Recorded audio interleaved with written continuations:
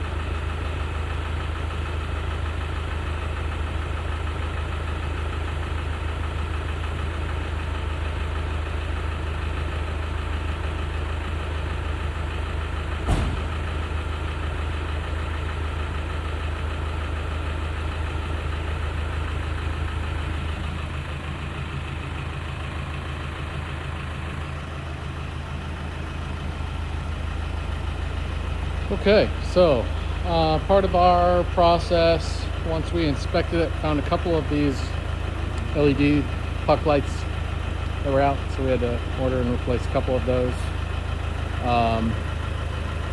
They all look really nice on this thing. It's got mostly all LED lighting, license plate light.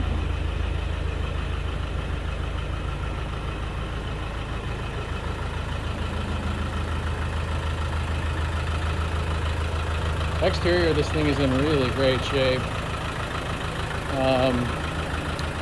The auction says it's been, I think it mentions repainted or painted in white.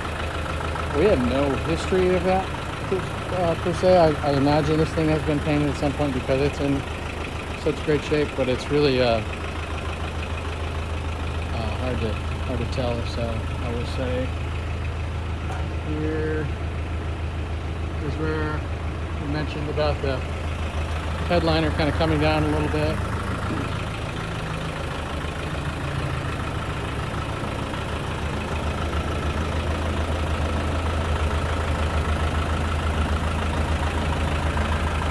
So the only lights that are not LED are these ones down here at the bottom. The rest of them are. The headlights are incredibly bright. Flip the brights. So super precise, clean lighting with these LEDs.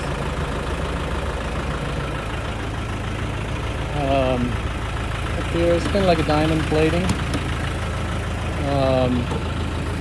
Of course, black hood.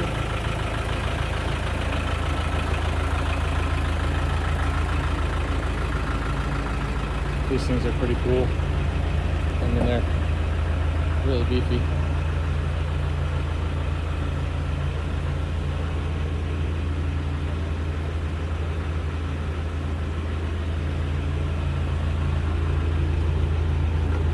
Let's see. Is it up? Yeah, there we go.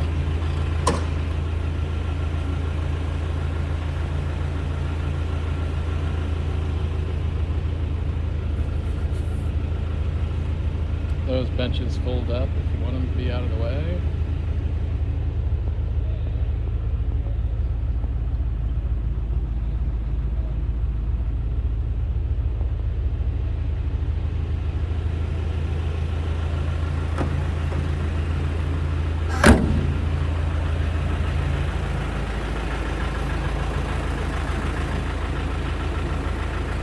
So I mentioned a couple of the interior trim pieces, like here's one missing on the door lock. I think there's another one up front like that. Just some random little stuff. Back seats look great.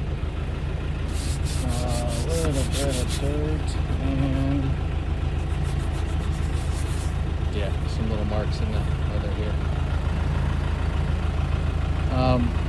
The owner had, I think, or maybe previous owner had that thing, I think, mounted onto somewhere on the side.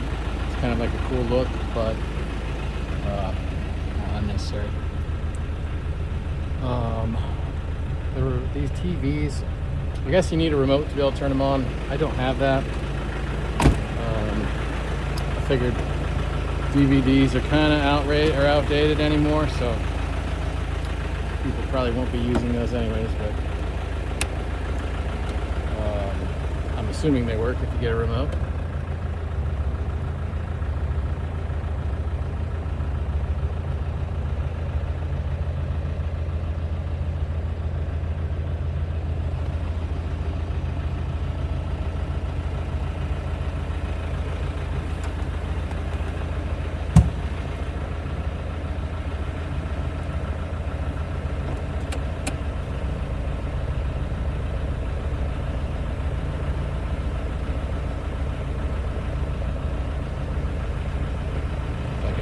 There we go. I'm trying to get the gas pedal, get the throttle while I'm standing here.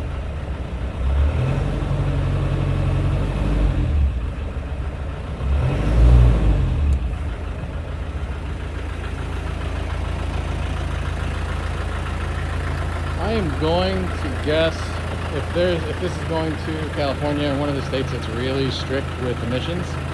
I don't know how that works. I'm sure if you're from one of those states, I'd look into it. I know it does put off a good amount of soot, but I think that's kind of normal.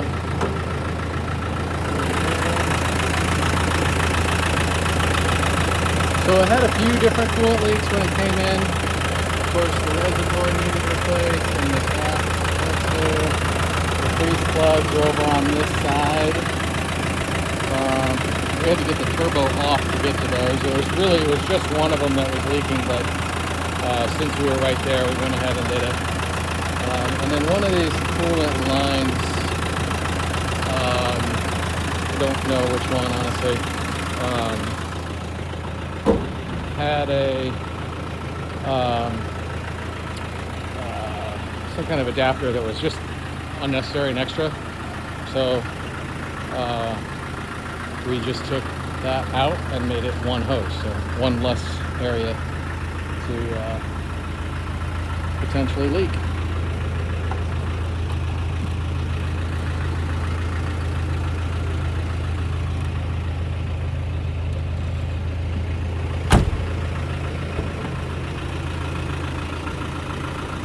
So that little trim piece is gone over here.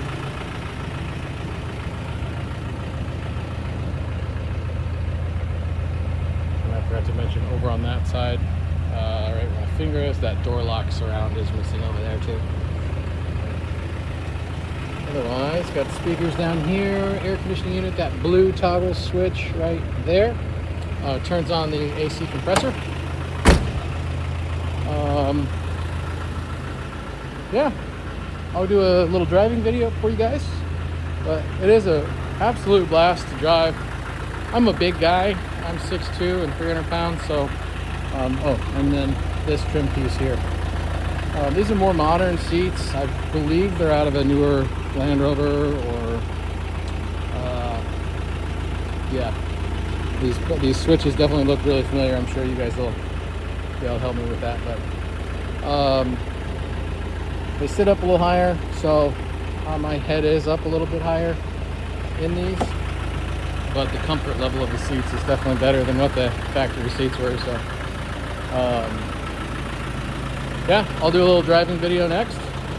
And appreciate you guys being patient with me getting these out there. Thank you.